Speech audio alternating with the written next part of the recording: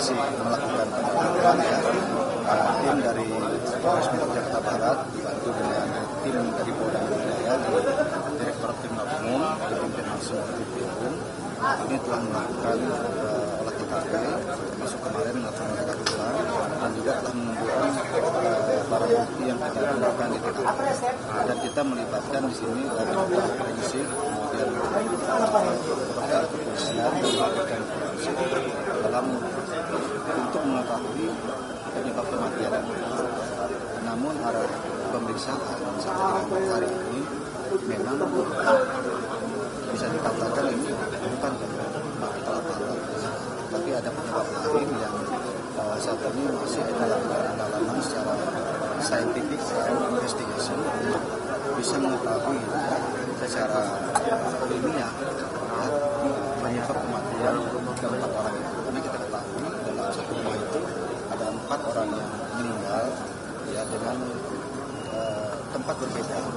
Satu yang rumah di kamar, istrinya di kamar, kemudian adiknya di lantai dan juga ada iparnya di kursi sofa. Nah ini tentunya masih pendalaman kita.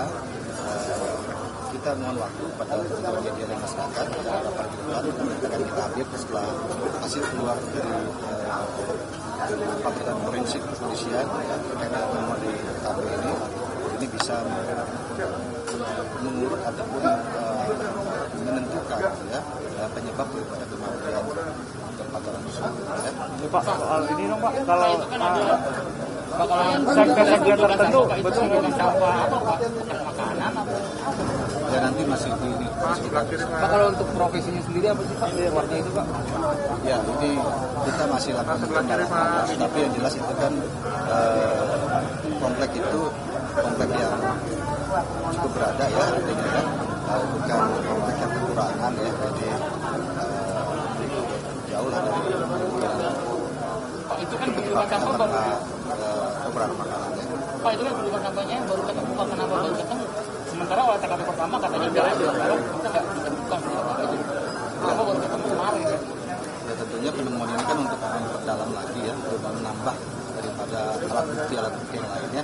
Mohon waktu aja kalau masalah kali terus ya.